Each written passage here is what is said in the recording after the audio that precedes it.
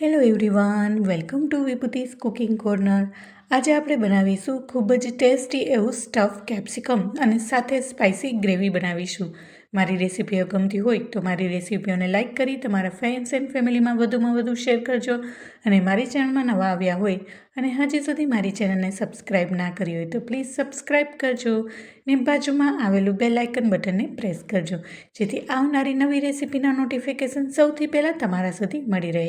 તો ચાલો રેસીપી બનાવવાનું શરૂ કરીએ.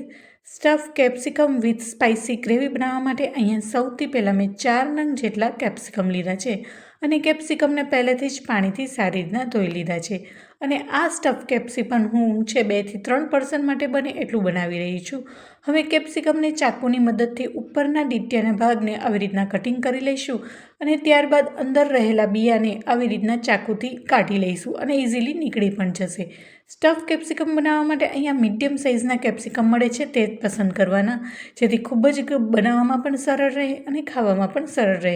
અને જો તમારી પાસે આવી રીતના નાની સાઇઝના કેપ્સિકમ ન હોય તો તમે મોટા કેપ્સિકમમાં વચ્ચેથી કટ કરી અને સ્ટફિંગ કરીને બનાવી શકો છો. હવે અહીંયા બધા જ કેપ્સિકમને આવી રીતના હું કટ કરી લઈશ અને અંદરથી બિયાને કાઢી લઈશ. મોટા કેપ્સિકમના સરખામણીમાં આ નાના કેપ્સિકમમાં અંદરના બિયાનો ભાગ ખૂબ જ ઓછા પ્રમાણમાં હોય છે, જેથી ફટાફટ કટ તો થઈ જશે અને અંદરના બિયા છે એ ઇઝીલી ચાકુની મદદથી નીકળી જશે. આ સ્ટફ કેપ્સિકમ છે એ ખૂબ જ સરળ રીતના અને ફટાફટ બનીને તૈયાર થઈ જશે. તો ચોક્કસથી મારી રીતના આ stuff capsicum with spicy gravy જરૂરથી ઘરે ટ્રાય કરજો. ઘરમાં નાનાથી લઈ બધા મોટાને એટલી જ ભાવશે અને ફટાફટ બની જશે અને કોઈ જાજો એવો સમય પણ નહીં લાગે. હવે બધા જ કેપ્સિકમને મેં સારી રીતના કટ કરી લીધા છે. હવે સ્ટફિંગ બનાવીશું. તો અહીંયા સ્ટફિંગ બનાવવા માટે અહીંયા પહેલેથી જ મેં બટેકા બાફી લીધા છે અને મીડિયમ સાઇઝના 3 નંગ જેટલા મેં બટાકા બાફીને લીધા છે અને તેમાં બાફવામાં પણ મેં થોડું એવું મીઠું નાખ્યું છે. હવે સ્ટફિંગ માટેનો મસાલો બનાવીશું. તો એક નાના બાઉલમાં મેં 1 ચમચી જેટલું ધાણા જીરું પાવડર, 1 ચમચી જેટલું લાલ મરચું પાવડર, 1/4 ચમચી જેટલું હળદર પાવડર અને સ્વાદ પ્રમાણે મેં મીઠું નાખ્યું છે અને થોડું પાણી નાખી અને સ્લરી આપણે મસાલાની બનાવી લઈશું. આવી રીતના મસાલો બનાવવાથી જ્યારે આપણે તેલમાં મસાલા સાતડીશું તો મસાલા છે એ તેલમાં બળશે પણ નહીં અને પાણી નાખેલ હોવાથી આપણા જે મસાલા છે ખૂબ જ સારી રીતના સતળાઈ જશે અને આવી રીતના સ્ટફિંગમાં ટેસ્ટ પણ ખૂબ જ સારો એવો આવશે. હવે આપણે લમ્સ વગરની મસ્ત એવી આ મસાલાની સ્લરી બનાવી લઈશું.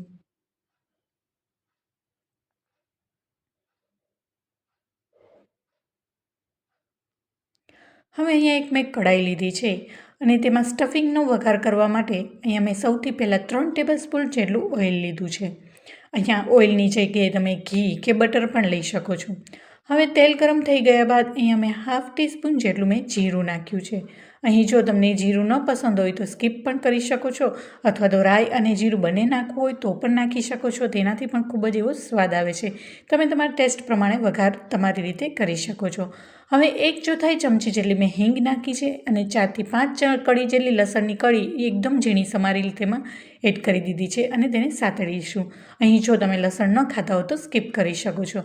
અને જે આપણે મસાલો બનાવ્યો છે હવે તેમાં એડ કરી દઈશું અને આ મસાલાથી જ આપણે સ્ટફિંગ છે એ ખૂબ જ સારું એવું બનીને તૈયાર થશે.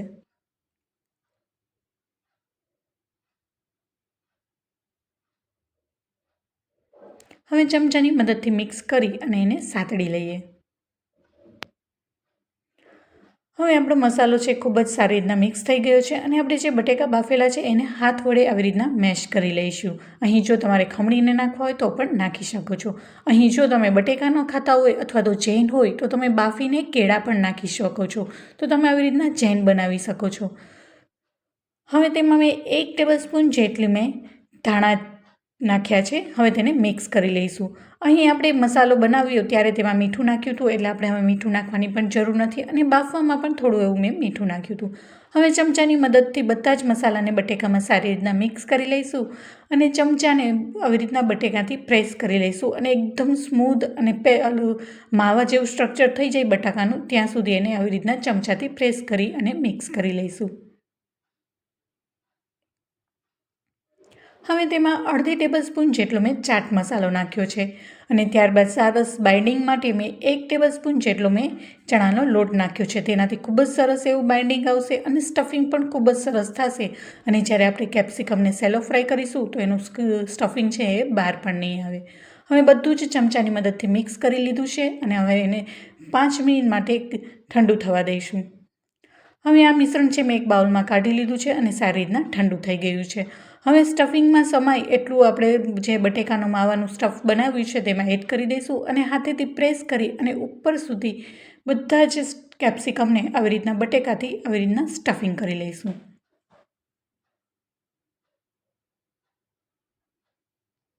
તો આવી જ રીતના બધા જ કેપ્સિકમને આપણે સ્ટફિંગ કરી લઈએ.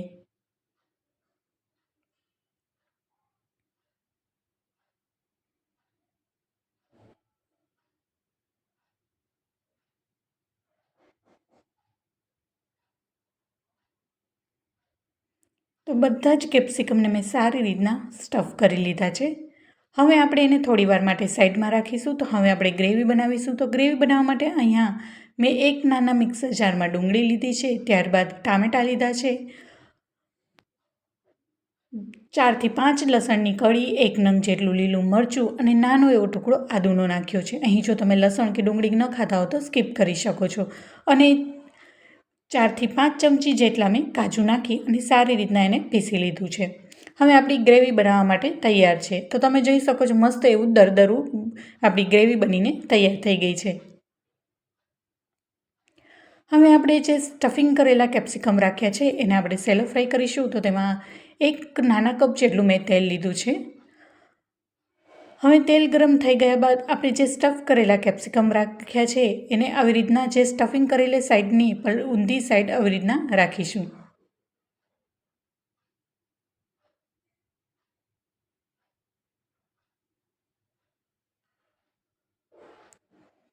હવે તેને 2 થી 3 મિનિટ માટે રહેવા દઈશું, જેથી ત્યાં સ્ટફિંગ કરેલો ભાગ છે એ સારી રીતના કૂક થઈ જશે.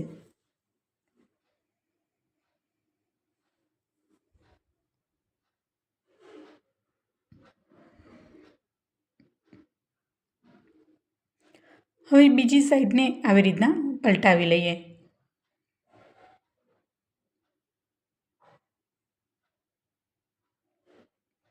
તો નીચેની સાઈડ પણ કેપ્સિકમને સારી રીતના કૂક થવા દઈશું. તો આવી જ રીતના ચારેય સાઈડથી આપણે કેપ્સિકમને કૂક કરી લઈશું. અને કેપ્સિકમને કૂક થવામાં ઝાઝો એવો સમય પણ નથી લાગતા અને તરત જ સોફ્ટ થઈ જશે.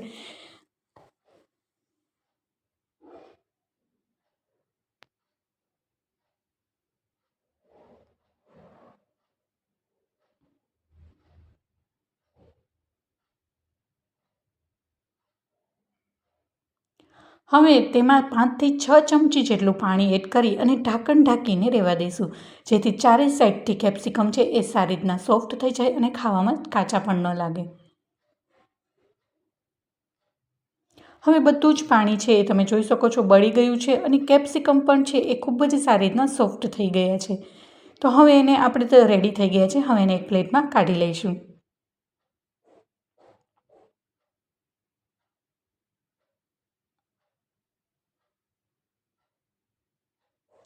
અને જો તમારે ગ્રેવી ન બનાવવી હોય તો આવી રીતના બી તમે ખાઈ શકો છો. આવી રીતના બી પણ ખૂબ જ ટેસ્ટી એવું લાગે છે. હવે આપણે કેપ્સિકમ છે એ સારી રીતના કૂક થઈ ગયા છે. હવે એને એક પ્લેટમાં કાઢી લઈએ.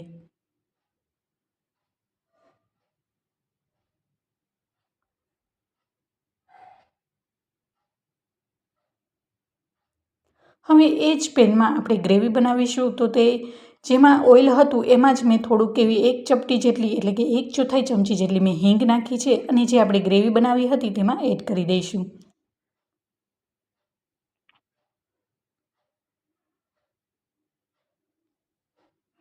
અને ચમચાની મદદથી ગ્રેવીને સારી રીતના મિક્સ કરી લઈએ.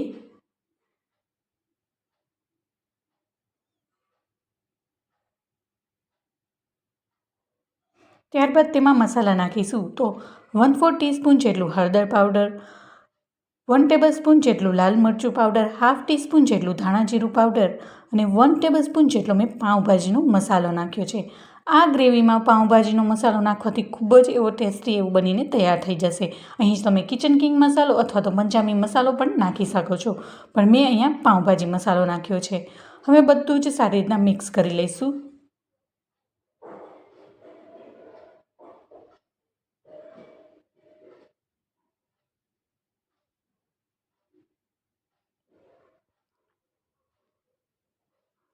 અને જે બ્લેન્ડર જારમાં આપણે પીસું હતું તેમાં જ થોડું એવું પાણી એડ કરી અને આપણે ગ્રેવીને આવી રીતના મિક્સ કરી લઈશું. હવે તેમાં સ્વાદ પ્રમાણે મીઠું નાખી અને ઢાંકણ ઢાંકી અને ઉપરથી તેલ છૂટું પડે ત્યાં સુધી એને કૂક થવા દેશું. ગ્રેવી સારી રીતના કૂક થવા દેવી જરૂરી છે, તો જ એની કચાશ દૂર થશે, તો જ ગ્રેવી છે ખૂબ જ ટેસ્ટી એવી બનીને તૈયાર થશે. તમે કોઈ પણ ગ્રેવી બનાવતા હોય, કોઈ પણ ગ્રેવીવાળી સબ્જી બનાવતા હોય, ગ્રેવીને વ્યવસ્થિત રીતના કૂક થવી જરૂરી છે, તો જ એની કચાશ દૂર થશે, તો જ ટેસ્ટ છે એ સરસ આવશે. તો તમે જોઈ શકો છો ઉપરથી બધા બબલ્સ થવા લાગ્યા છે અને આપણે ગ્રેવી પણ ઘટ્ટ થઈ ગઈ છે. ને ચમચાની મદદથી સારી રીતના મિક્સ કરી લઈએ. હવે આપણે સર્વિંગ કરીશું. આપણી ગ્રેવી બનીને તૈયાર છે. તો ગરમા ગરમ ગ્રેવીને આપણે પ્લેટમાં લઈ લઈશું. અહીંયા મેં ગ્રેવીને થોડીક એવી થીક રાખી છે. જો તમારે રણી ટાઈપ રાખવી હોય તો પણ રાખી શકો છો. ત્યારબાદ આપણે સ્ટફ કરેલા કેપ્સિકમને લઈ લઈશું. તો છે ને તે ખૂબ જ સરળ રીતે આ કેપ્સિકમ બનાવવાની, તો ચોક્કસથી આજે જ આ રીતના stuff capsicum with spicy gravy ઘરે બનાવજો. ઘરમાં નાનાથી લઈ મોટા બધાને બહુ જ ભાવશે. હવે અહીંયા મેં ઘરની ક્રીમ લીધી છે, તેને ઉપરથી ડેકોરેટ કરીશું. અહીંયા તમે ઉપરથી ચીઝ કે પનીર પણ એડ કરવું હોય તો પણ કરી શકો છો. ત્યારબાદ ઉપરથી ફ્રેશ લીલા ધાણાથી ડેકોરેશન કરીશું.